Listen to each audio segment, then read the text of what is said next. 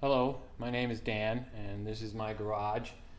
This video is about the differences in the cylinders of an early issue MaxJax car lift. My MaxJax was purchased in July of 2009. I had a problem with one of the cylinders creating a harmonic hum when it would lower itself to the point where it sounded like a Piper airplane coming across. It was under warranty, so they sent me a replacement cylinder, and it is different than the original one. There is a bit of a difference in the machining and the sizes of the seals. We'll go over that. The first thing I'm going to show you are the glands and the differences there.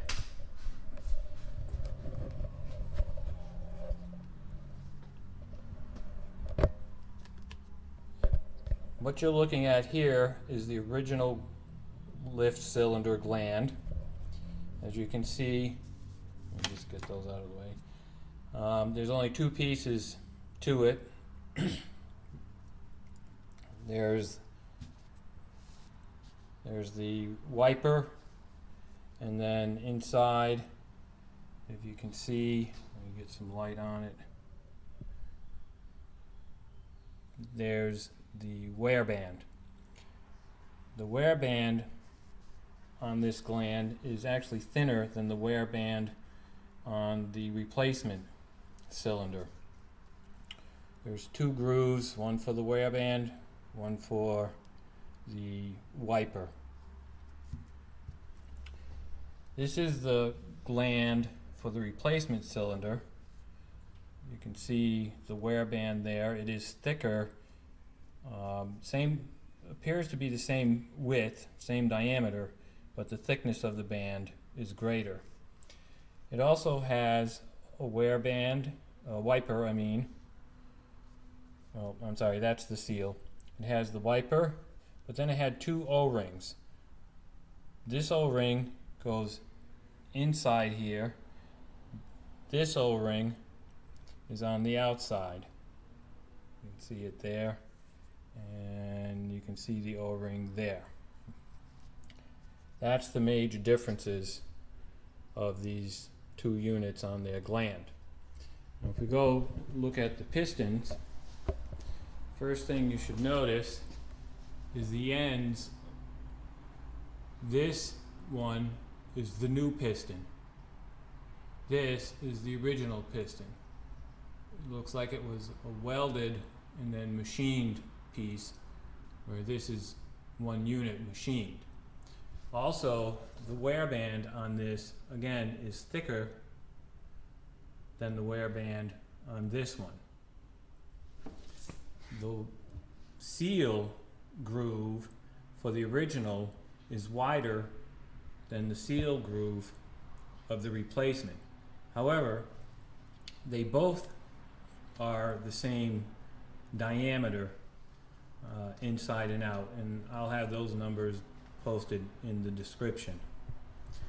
The other difference is in the machining of the tubes themselves. If you notice, this is the original cylinder tube, and it's threaded right to the end. This one has been machined so that that O-ring for the gland will fit into it. And I can tell you that this gland basically spun off with hand tightness. This one took a little bit of effort.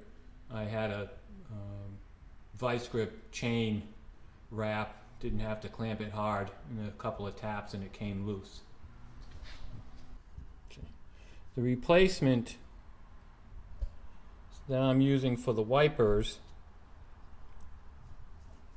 is this one here.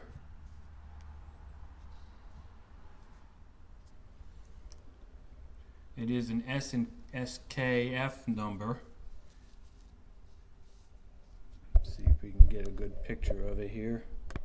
I don't think it will show up, but I can tell you it is SKF 3B68-3, and then the other number is a 1.500.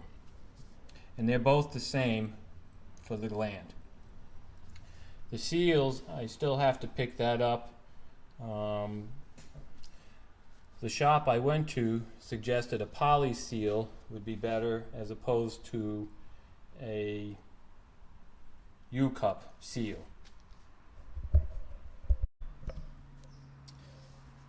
This is the replacement seal for the newer piston. I will put a photo in so you can see the numbers. Again, you can see the difference in the lip versus the one that came out of it.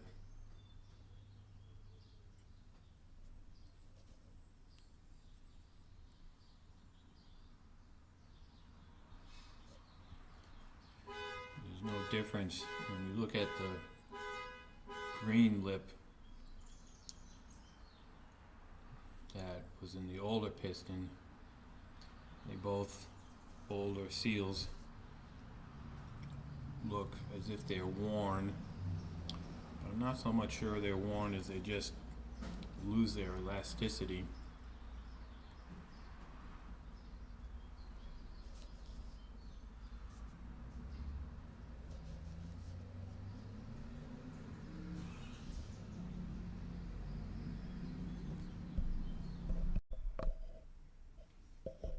These are the two wear bands for the piston.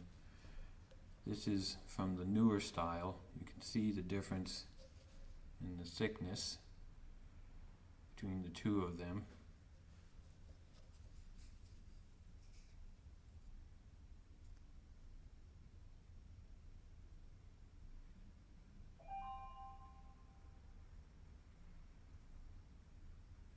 They are the same width,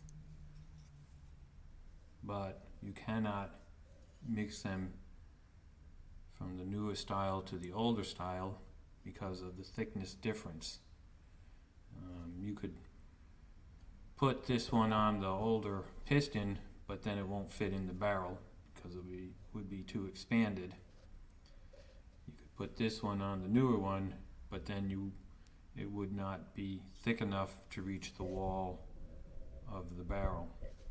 The thickness of this one is 0.3705 and the thickness of this one is 0.098.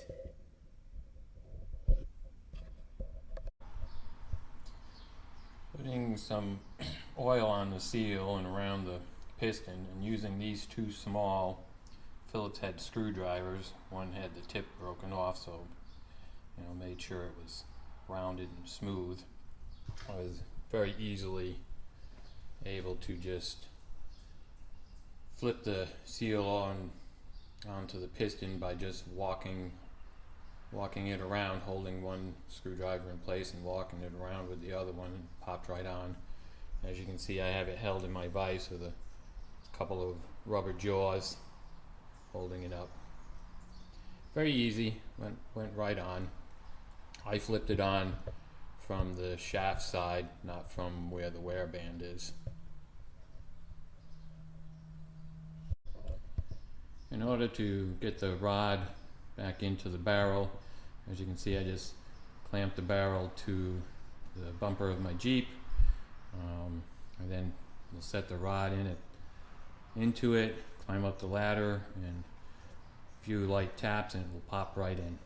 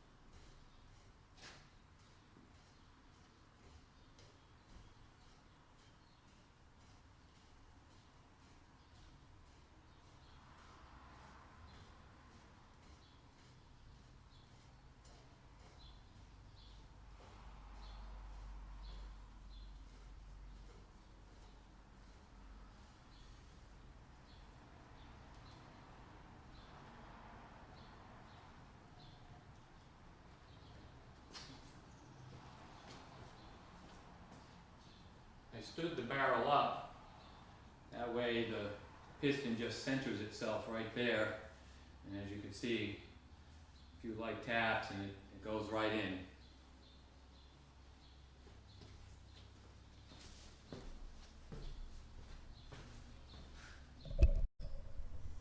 This is the tool I use to get the gland on and off of the cylinders. Just a vice grip, chain, set of pliers. So it's all back together. We'll just raise it up. Everything's working smooth.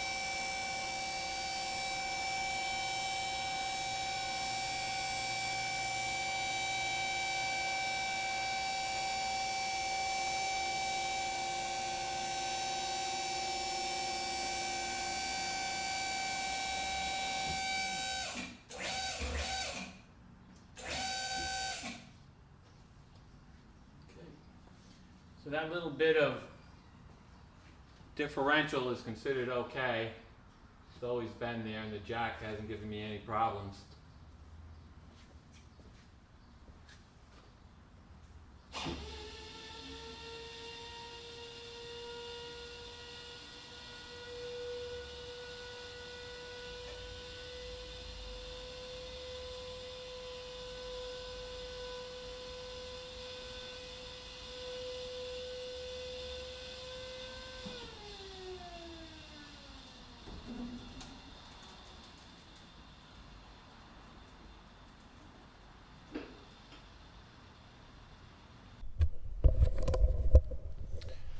So I did check it again.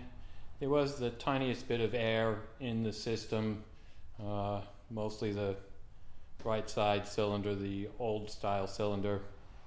I'll be checking it again, but in the meantime, everything really is working just as it should. One last note, there will be dimensions and part numbers in the description to help anybody else out with what they need for their cylinders. I can tell you the cheapest route is to go to your local supplier.